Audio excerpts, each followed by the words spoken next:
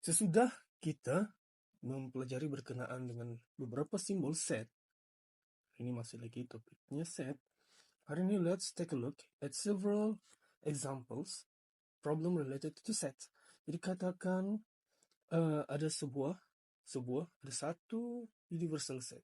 Di simbol ini adalah simbol universal set dan diambil daripada huruf Greek yang dibunyikan dengan bunyi Z.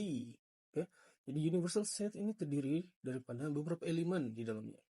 A, B, C, D, P, F, dan G. Ini elemen-elemen di dalam universal sets ini. Di dalam universal sets ini pula ada beberapa set lain. Set P, Q, dan R. Di dalam set P ada elemen ataupun unsur A, B, C, dan D. Di dalam set Q pula ada unsur B. Di dalam set R pula ada unsur F dan G. Now, using a Venn diagram, show how all of these sets are related with one another. The first things first is we're going to have to draw our main sets, which is the universal set. Kita punya set utama adalah set universal. Jadi kita kena lukis set universal kita menggunakan betulkah nih simbolnya? Menggunakan bentuk 4 segi macam biasa. Ini kita punya set universal. Di dalam set universal ini harus ada huruf-huruf A, B, C, D, E, F, G. Tetapi huruf-huruf ini sudah pun dibagikan kepada kumpulan-kumpulan yang berbeza, yaitu kumpulan P, kumpulan Q, dan kumpulan R. Dan kumpulan-kumpulan ini dikenali sebagai set. Set P, set Q, set R. Jadi, menggunakan warna-warna yang berbeza, let's divide these sets. Mula-mula kita ada set P. Di dalam set P, kita lukis set P menggunakan bulatan ataupun macam inilah. Kita kenal pasti dahulu elemen di dalam set P.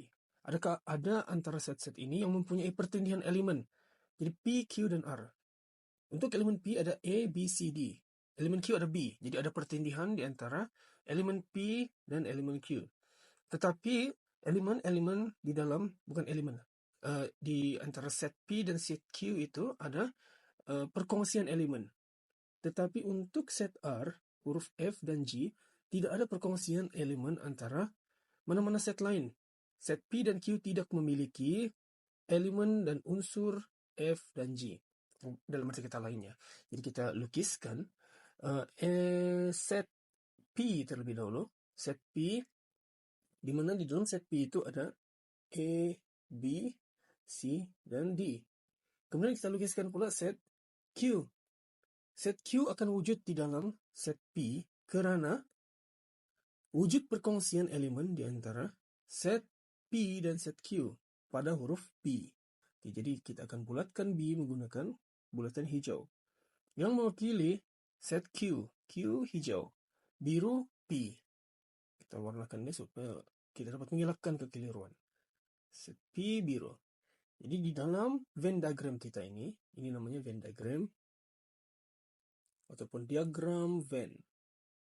Di dalam Venn diagram kita ini sudah ada dua set, yaitu set P dan Q. Kemudian kita lukiskan pula set kita yang terakhir, yaitu set R. Bila kita sudah menggunakan hijau dan biru, for the last set kita akan gunakan warna yang berbeza juga. Let's use green lah. Green sudah. Purple. Untuk set R, purple. Di purple, kita lukis dia di luar. Di luar F dan G. F, G. Tidak perlu koma. Tidak perlu koma. F dan G. Jadi ini adalah set R yang diwakili oleh warna purple. Di dalam penulisan, lukisan, selalunya seringkali huruf-huruf ini yang mewakili set ini P, Q, dan R ini ditulis di sekeliling bulatan-bulatan yang mewakili set ini. Contoh macam set R, kita akan tulis R di sini. Tapi for this video, I'm not going to write that down because we already indicate which set is which one using our different colors. Jadi ini adalah lukisan Venn diagram yang mewakili universal set semesta ini dan set-set di dalamnya. Last step, let's write down. Kita tuliskan hubungan antara set-set yang wujud di dalam universal set ini. Jadi dalam universal set ini ada elemen-elemen E hingga G. Untuk hubungan P dan Q, P adalah set yang lebih besar daripada Q kerana Q berada di dalam P. Bulatan hijau ini berada di dalam bulatan biru. Jadi Q, kita boleh tulis Q is a subset.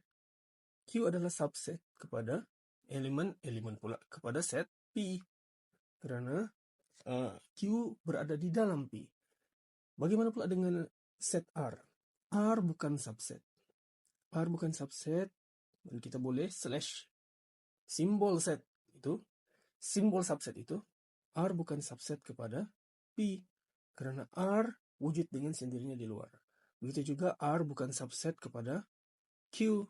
Kita tulis bukan subset.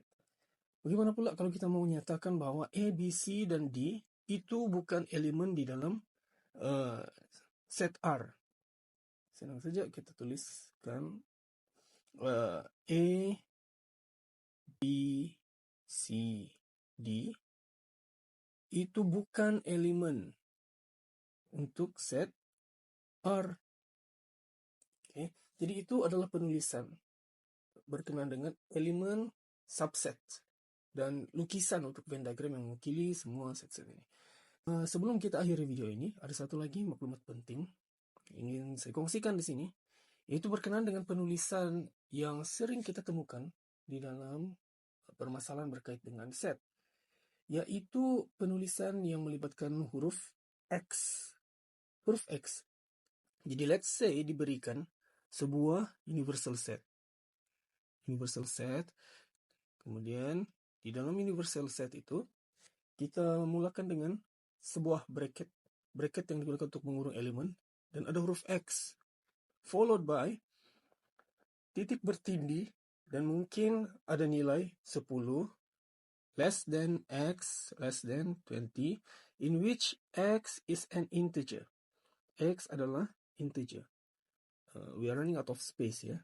Kita sambung di bawah lah. X is an integer. Is an integer.